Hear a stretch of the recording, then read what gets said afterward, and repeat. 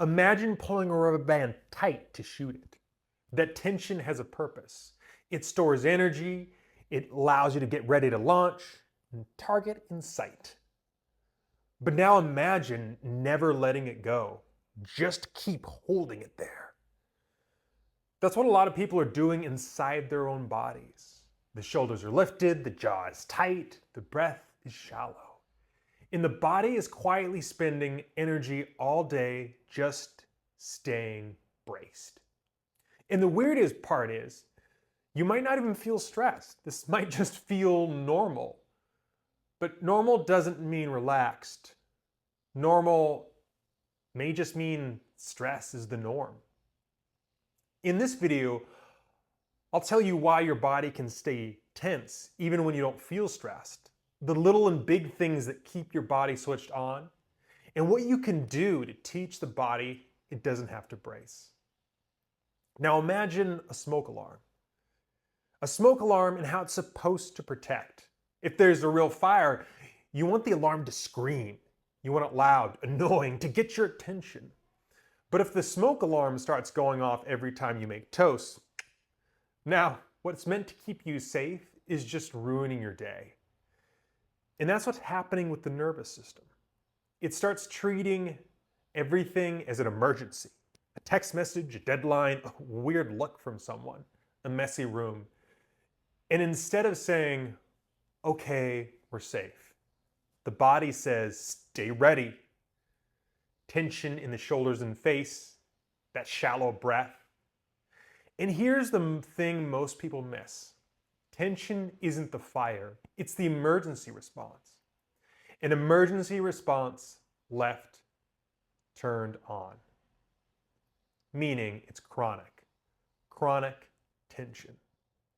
And chronic tension can start in two main ways. Something big, a broken forearm, a car accident, a breakup, a season where you're overwhelmed with everything that needs to get done.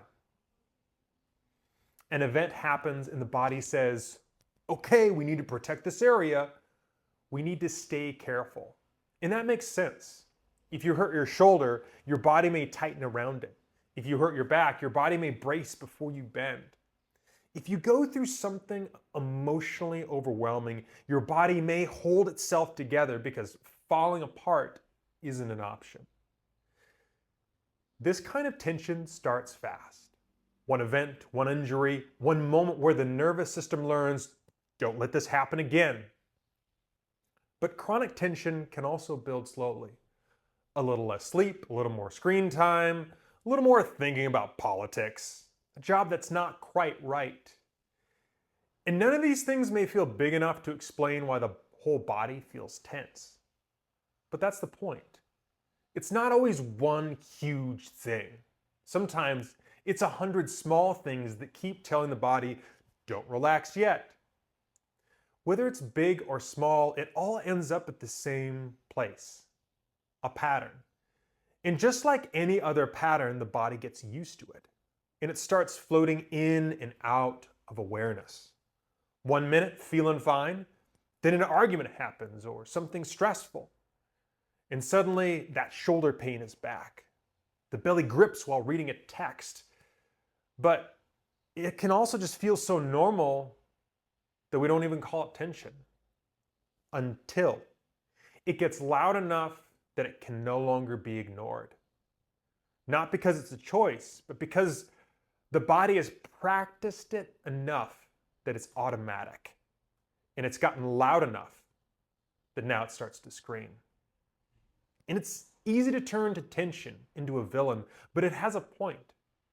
Picture someone walking through the woods a long time ago. No phone, no calendar, no inbox.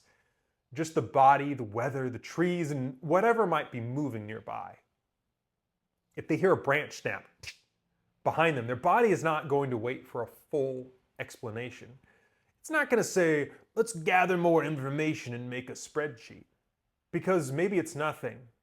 Or maybe it's the most dangerous threat to your continued existence. The consequence for guessing that it's not a threat are a lot higher than assuming survival. That is what tension is for. Shoot first, ask questions later. And this matters because persistent body pain and tension are incredibly common. In 2023, almost 1 in 4 US adults had chronic pain.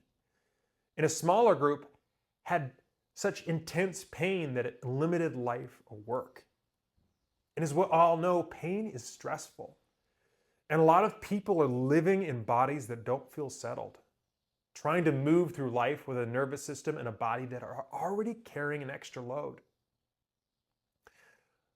And then there's the little and big things that keep your body switched on.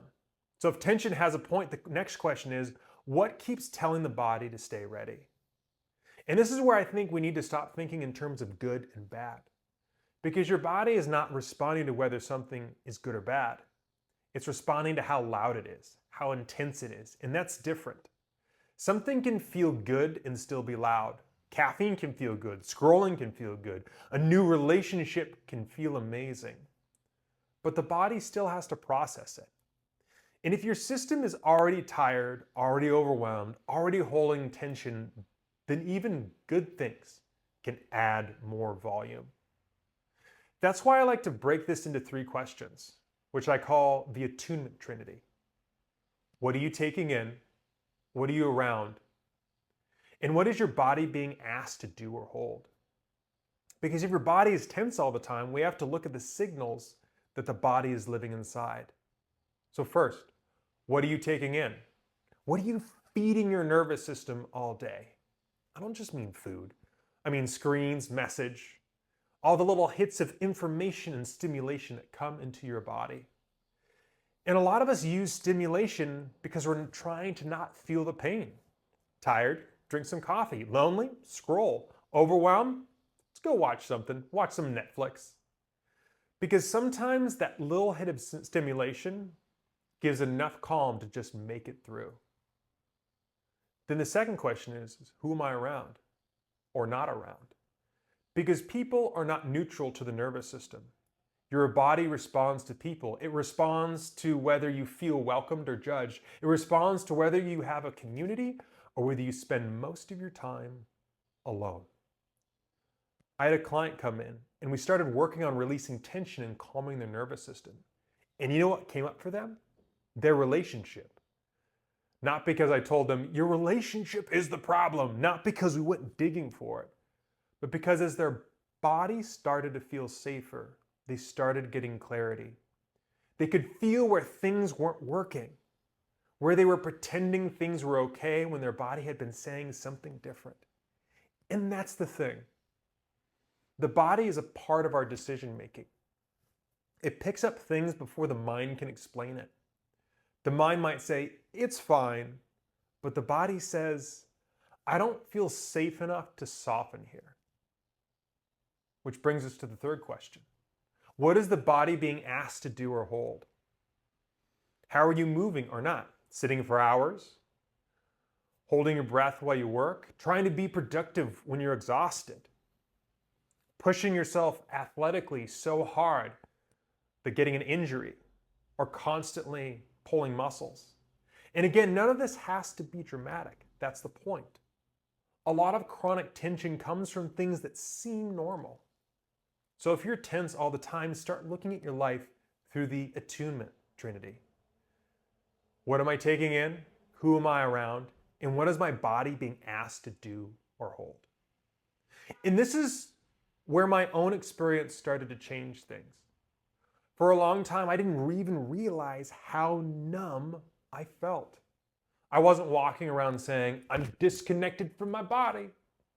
I just thought I was getting through life. I would get overwhelmed, push through, stay busy. And because that had become my normal, I didn't really question it. But it reached a point where I realized I didn't actually want to feel numb anymore. I didn't want my body to feel like something I had to drag through the day. I didn't want to be so braced that I couldn't feel beauty or enjoy humor and lightness and a real laugh.